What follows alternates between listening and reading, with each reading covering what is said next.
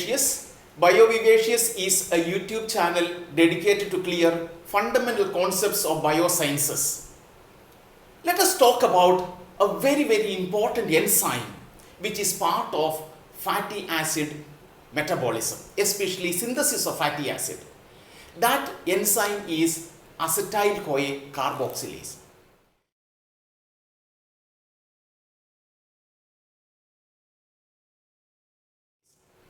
Now, acetyl-CoA carboxylase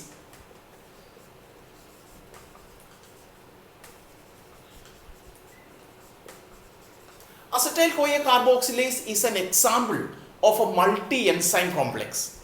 So you would have heard about multi-enzyme complex, which means many enzymes join together to carry out one specific target, one specific function.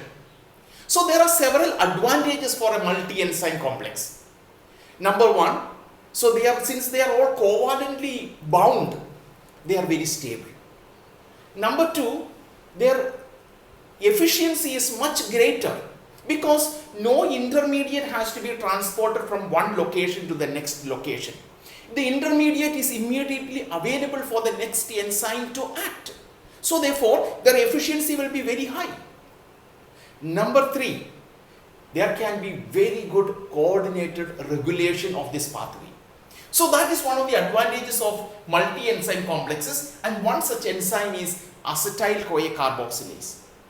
See, this acetyl-CoA carboxylase is involved in the conversion of acetyl-CoA to malonyl-CoA.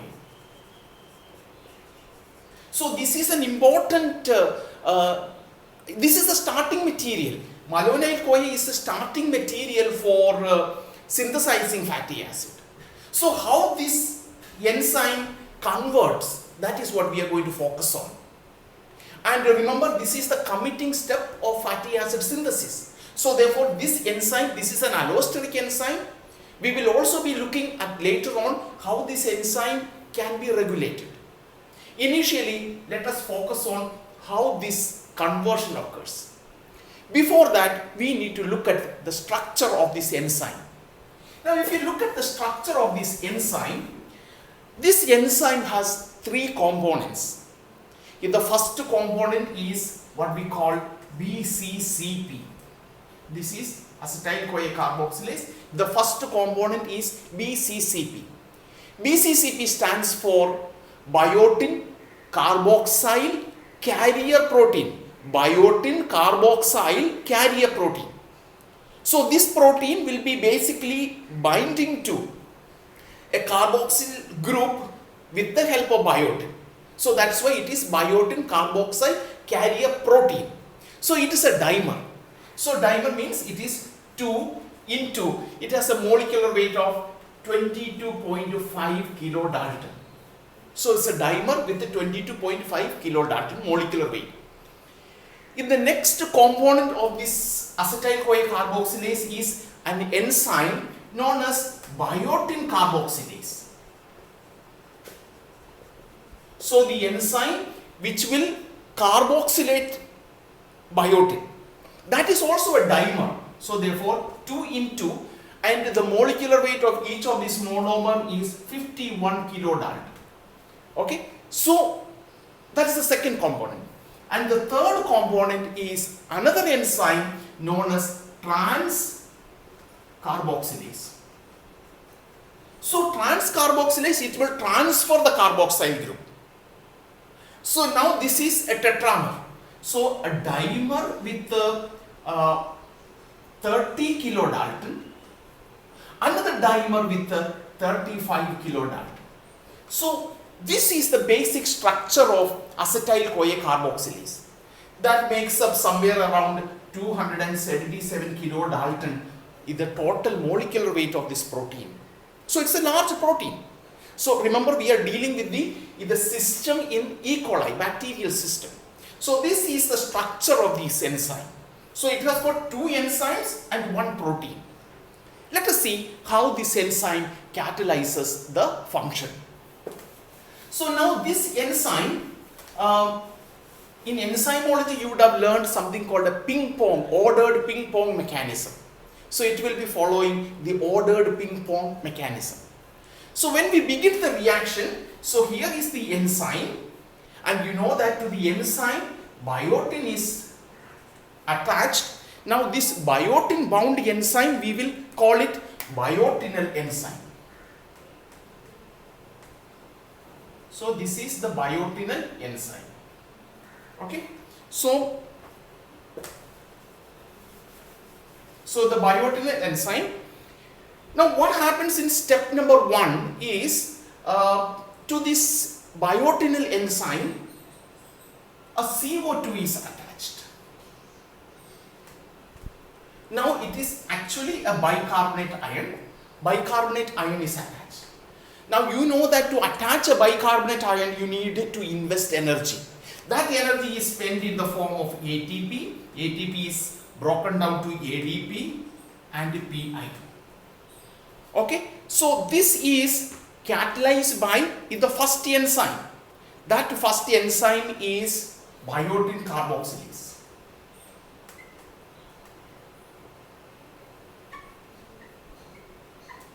Okay, now once the biotin is bound to this enzyme, now we will write differently. That is, now the enzyme biotin CO2.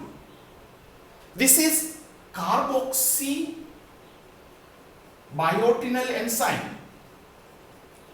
This is the carboxy biotinal enzyme. Okay, now the enzyme has been modified by attaching CO2 to it.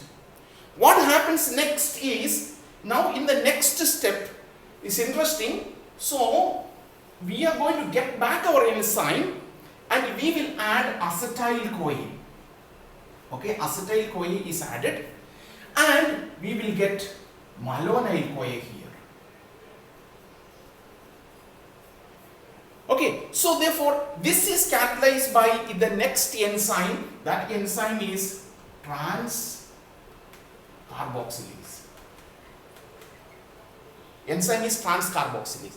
Now you see that with the help of two enzymes, first CO2 attached to this enzyme hold on to that CO2, then it is transferring the CO2 to acetyl-CoA so that it becomes a malonyl-CoA. Let us look at first of all the structure conversion. So acetyl-CoA structure is, this is acetyl-CoA. Now by adding CO2 it becomes COO, CH2, COOS-CoA. So a COO is added. So adding a CO2 is a typical reaction in biochemistry. So it is basically by investing energy, by adding a CO2, energy is present in this bond. Energy is conserved in that bond. We will be harvesting that energy, we will be using that energy to drive reactions forward in future. You see, this is a theme in biochemistry. So this is the important aspect that you need to remember about acetyl-CoA carboxylase. So a multi-enzyme complex using the two enzymes in order to achieve the goal. That goal is to synthesize malonyl-CoA. So in the beginning we have seen that this reaction follows something called an ordered ping pong reaction. So what happens in a ping pong reaction? So in a ping pong reactions, you know that you start with an enzyme. So to the enzyme, okay, so at the end also we need to have the enzyme.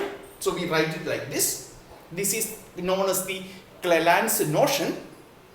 So we add the substrate number 1 and you know that it forms substrate number 1 ES complex and it forms EP1, a product is formed.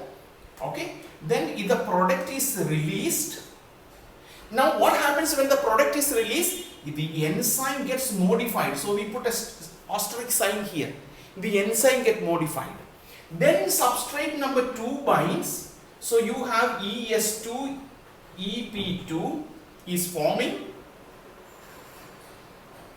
Okay, and product is released. This is what happens in Cleland's notion. Let us denote the same thing in the case of acetyl-CoA carboxylase. So we have started with the enzyme biotin, and enzyme biotin we need to get at the end also. Let us put it in a box. Okay.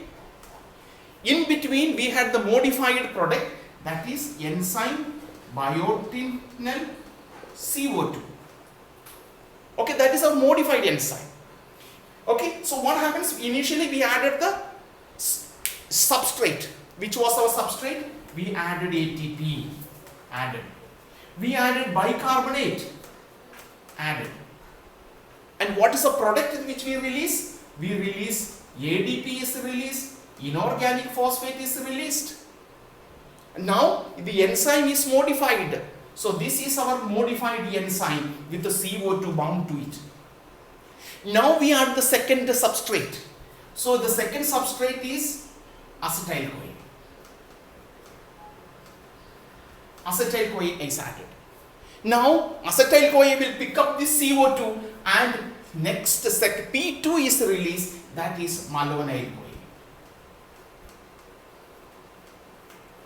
So you see how the ordered ping pong mechanism is functioning in the case of acetyl-CoA carboxylase enzyme.